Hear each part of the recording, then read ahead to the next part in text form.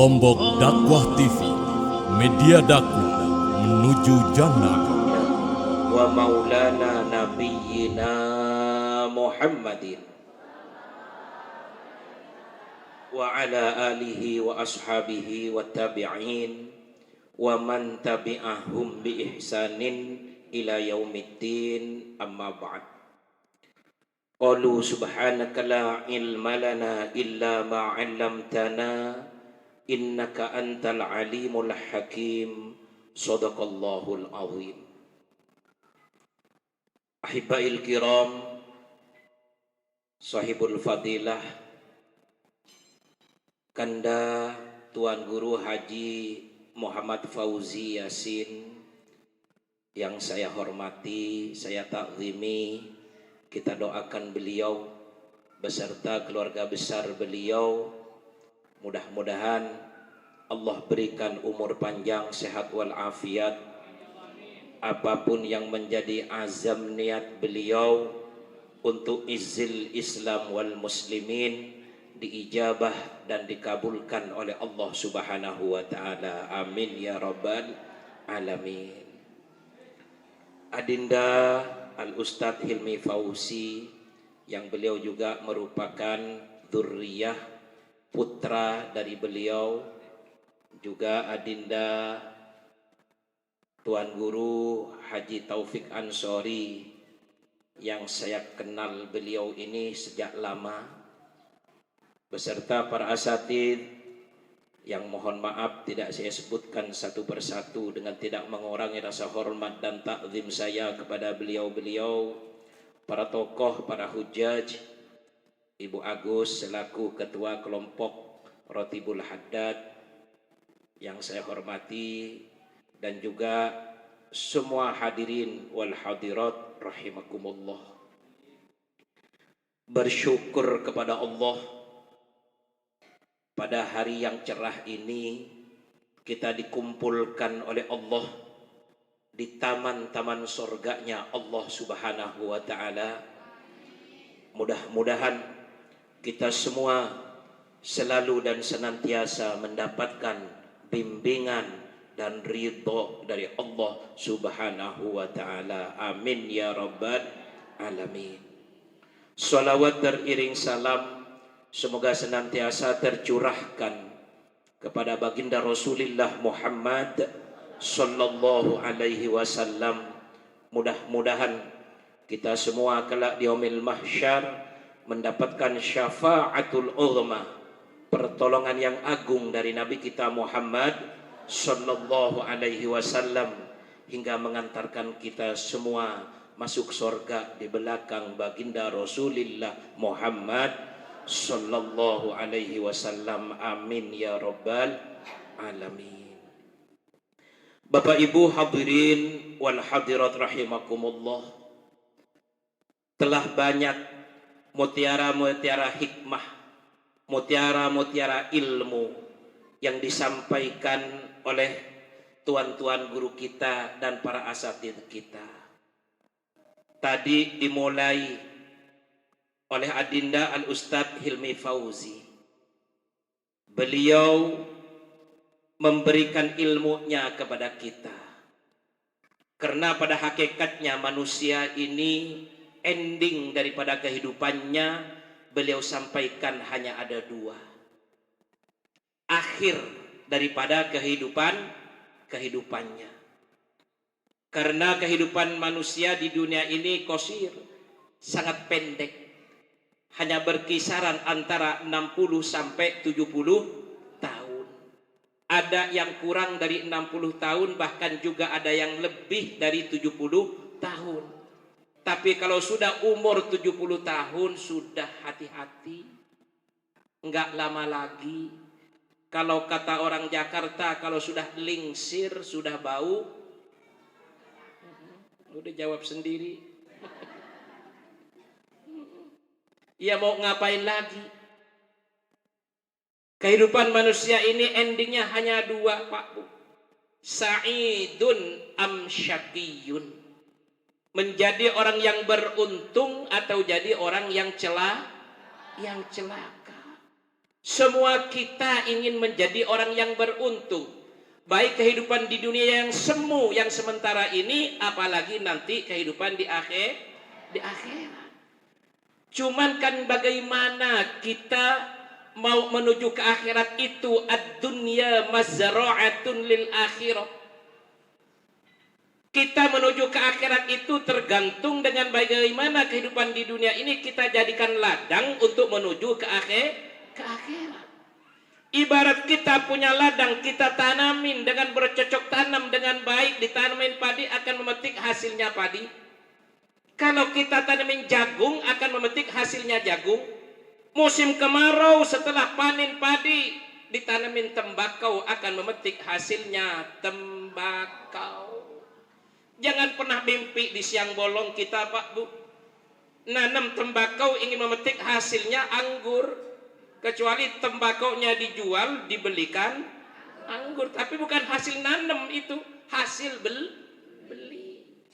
Begitu juga seterusnya dan seterusnya.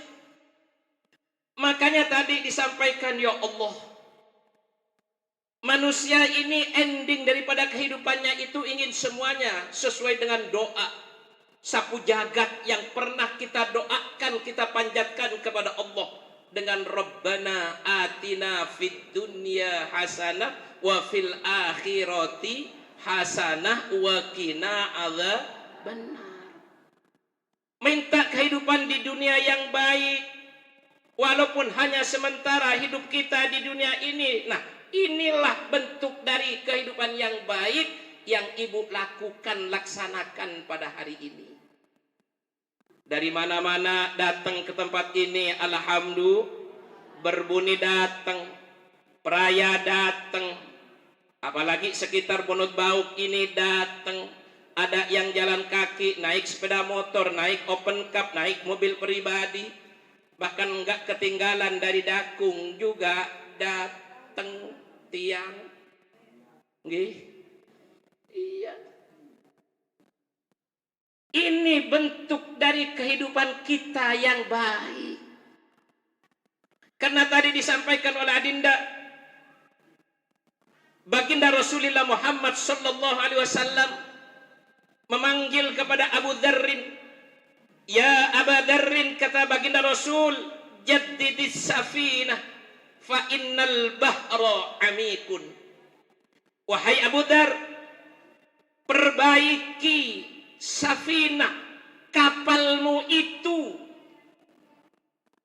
Persiapkan kapalmu itu. Kalau memang ada yang rusak, perbaiki.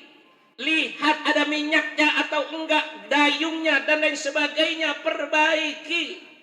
Fa innal bahra amikun. Karena sesungguhnya lautan itu yang akan kamu arungi itu sangat dalam sekali. Kalau seandainya dalam hidup ini itu mengarungi kehidupan yang kita lalui adalah bahar, yaitu lautan, yang lautan itu sangat dalam, maka nanti akan celaka kalau seandainya tidak diperbaiki kapalmu itu. Ini sungguh sangat luar biasa peringatan dari Baginda Rasul. Bahwasanya dalam hidup ini Allah kasih akal dan pikiran, bagaimana kita mengedepankan akal dan pikiran, kemudian mengesampingkan yang namanya syahwat, yaitu nafsu. Kalau kita ngikutin nafsu, Pak Bu, ya Allah, nggak datang ke majelis taklim. Contoh seperti sekarang, kita mau beribadah harus punya ilmunya, betul. Tuan Guru Fauzi, ya Allah, gak pernah kenal lelah. Padahal beliau sudah lingsir naik sepeda motor kemana-mana. Beserta ibu kadang berangkat, ya Allah. Tapi ini adalah tugas yang mulia yang Allah amanahkan kepada beliau. Sehingga tidak pernah kenal lelah memberikan ilmunya kepada kita. Kenapa? Fakullu man bighairi ilmin ya'malu a'maluhu mardudatun la tuqbalu. Setiap manusia yang hidup di dunia ini, apalagi kita yang beragama Islam, yang menjadi umatnya Baginda Rasul, kalau beribadah tanpa tahu ilmunya, mardudatun la tuqbalu, ibadah kita tidak diterima, ditolak oleh Allah Subhanahu. Makanya terus diajarkan tentang bagaimana ibadah yang benar sesuai dengan syariat yang dibawa oleh baginda Rasul, yang kita bermadhabkan Imam Syafi'i radhiyallahu taala anhu, yang tadi disampaikan oleh Adinda. Kita kenal dengan madhab Imam Syafi'i ini karena diajarkan oleh tuan-tuan gurun tiang pelunggung sami. Alhamdulillah. Salat bagaimana supaya khusyuk, iya kan? Karena sholat kita ini, mohon maaf, begitu takbiratul ihram memang Allahu Akbar diawali dengan inna sholati wa nusuki wa mahyaya wa mamati lillahi rabbil alamin. Sholat saya ini ya Allah, wa nusuki, dan ibadah-ibadah saya ini ya Allah, wa mahyaya, hidup saya ini ya Allah, wa mamati, dan mati saya ini ya Allah, lillahi rabbil, hanya untuk Allah, engkau yang mengatur alam semesta. Tapi begitu selesai baca doa iftitah, pikiran kita kabur kemana-mana. Betul? Betul? Bagaimana kita mau khusyuk kalau kita tidak tahu ilmunya? Kalau kita tahu ilmunya, ya Allah, insya Allah ibadah kita ini akan khusyuk, khususnya dalam kalau orang sholat khusyuk, Pak Bu, qad aflahal mu'minun alladzina hum fi sholatihim khashi'un. Sungguh sangat beruntung, kata Allah, berbahagia, kata Allah, orang yang beriman kepada Allah, yang mendirikan sholat, tapi di dalam sholatnya khusyuk, hanya tertuju kepada Allah Subhanahu wa ta'ala, tidak ngawur kemana-mana. Ini kan susah mau khusyuk. Sayyidina Ali karramallahu wajhah, beliau saking khusyuknya ketika beliau sholat, pernah di suatu peperangan Sayyidina Ali itu terkena panah punggungnya. Punggung beliau terkena panah, sehingga panah itu menancap di punggung beliau. Begitu mau dicabut oleh sahabat yang lain, Sayyidina Ali mengatakan, jangan kau cabut sekarang wahai sahabatku, biarin sakit ini akan saya tanggung terlebih dahulu. Karena kalau sekarang dicabut, maka begitu sakitnya nanti ketika dicabut mata panah tersebut. Makanya Sayyidina Ali ketika itu memang lagi punya air wudhu, dan beliau mengatakan, tolong nanti ketika saya sedang sujud, akan saya sholat sunnah 2 rakaat, ketika saya sujud, tolong nanti cabut anak panah yang menancap di punggungku itu. Sayyidina Ali sholat dari takbiratul ihram sampai ke sujud.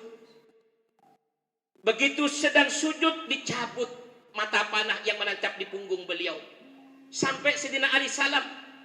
Lalu Sayyidina Ali setelah salam bertanya kepada sahabat yang mencabut anak panah tersebut, wahai sahabat, apakah kau sudah selesai mencabut mata panah yang menancap di punggungku? Kata sahabat tersebut, iya wahai Ali, telah saya cabut. Itulah Sayyidina Ali. Saking khusyuknya, nikmatnya, lezatnya menghadap kehadirat Allah Subhanahu wa ta'ala dalam sholat, saking khusyuknya anak panah yang menancap di punggung beliau dicabut sedang sholat tidak terasa. Saking nikmatnya berkomunikasi langsung dengan Allah Subhanahu. Kalau kita mah boro-boro, ketika kita sholat ada yang namanya nyamuk, kemudian hinggap di pipi kita, begitu digigit gebas banget, langsung ditampar pipinya sendiri. Kenapa? Enggak ada kekhusyuan di dalam kita. Makanya Allah kasih tahu kepada kita, sungguh sangat beruntung bagi orang-orang yang beriman kepada Allah, yang mendirikan sholat, yang di dalam sholatnya khusyuk hanya tertuju kepada Allah Subhanahu. Makanya baginda Rasul mengingatkan kepada kita, jaddidis safinah fa innal bahra amikun. Wahai Abu Dzar, perbaiki kapalmu itu, karena sesungguhnya engkau akan mengarungi kehidupan di dunia ini. Fa innal bahra amikun, Karena sesungguhnya lautan itu sungguh sangat dalam sekali. Artinya apa? Di dalam hidup ini pasti banyak lika-liku yang namanya rintangan. Pastinya kita harus mampu menghadapi semua rintangan tersebut. Kalau kita sudah mempersiapkan diri yang tadi disampaikan, wa tazawwadu fa inna khairaz zadid taqwa. Kalau bekal kita ini bertakwa kepada Allah, insya Allah akan selamat hidup kita di dunia dan di akhirat. Amin. Amin ya Rabbal. Lalu dikasih tahu lagi oleh baginda Rasul kepada Abi Dzar. Apa selanjutnya kata baginda Rasul? Waqtiriz zadah fa innar rihlata ba'idun. Perbanyak bekalmu itu wahai Abu Dzar. Tentu untuk kita semua ini. Fa innar rihlata, karena sesungguhnya perjalanan hidupmu itu sangat jauh sekali. Perbanyak bekal. Bukan berarti bekal itu yang merupakan finansial, memang itu bagian daripada hidup. Tapi bekal untuk akhirat inilah yang harus kita perbanyak dalam hidup ini. Contoh seperti sekarang mengaji, ini juga merupakan bekal kita menuju ke akhirat. Dengan ngaji kita tahu mana yang halal, mana yang haram, mana yang hak, mana yang batil, mana yang boleh, mana yang tidak boleh. Tidak hantem kromo kalau kata orang Jakarta.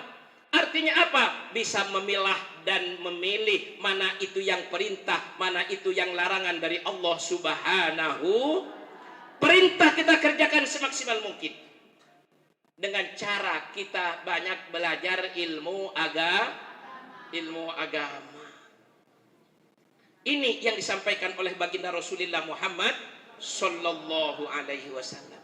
Nah, karena itulah Bapak Ibu sekalian, mumpung Allah masih berikan kesempatan hidup kepada kita, jangan ada kata istilah terlambat untuk kita banyak menuntut ilmu. Walaupun sudah lingsir, masih punya hak dan kewajiban untuk kita menuntut ilmu Bapak Ibu sekalian.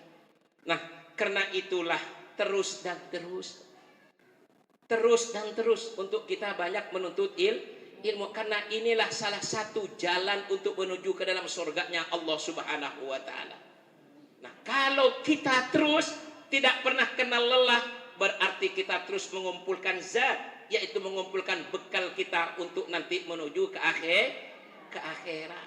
Karena bagaimanapun hidup ini wa fil akhirati hasanah, nanti kepingin kehidupan kita di akhirat baik. Bagaimana baik tersebut? Tentu mendapatkan ridho dari Allah dan kita masuk ke dalam surganya Allah Subhanahu.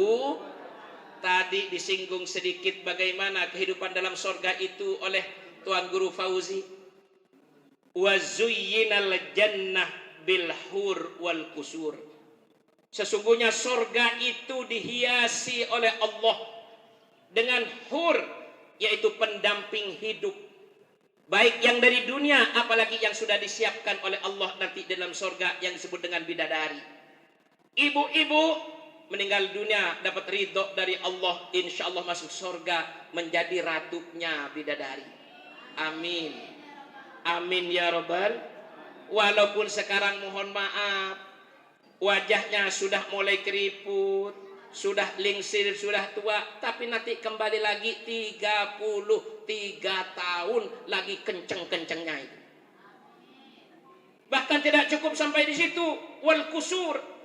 Allah persiapkan, Allah hiasi surga itu dengan istana-istana yang mewah, yang belum pernah terlihat oleh mata kita, belum pernah terdengar oleh telinga kita, belum pernah terjamah oleh panca indera kita. Betapa indah dan nikmatnya kehidupan di dalam surganya Allah Subhanahu wa taala. Amin ya Rabbal. Mudah-mudahan kita semua termasuk dan tergolong ke dalamnya. Amin. Amin ya Rabbal. Lombok Dakwah TV, media dakwah menuju jannah.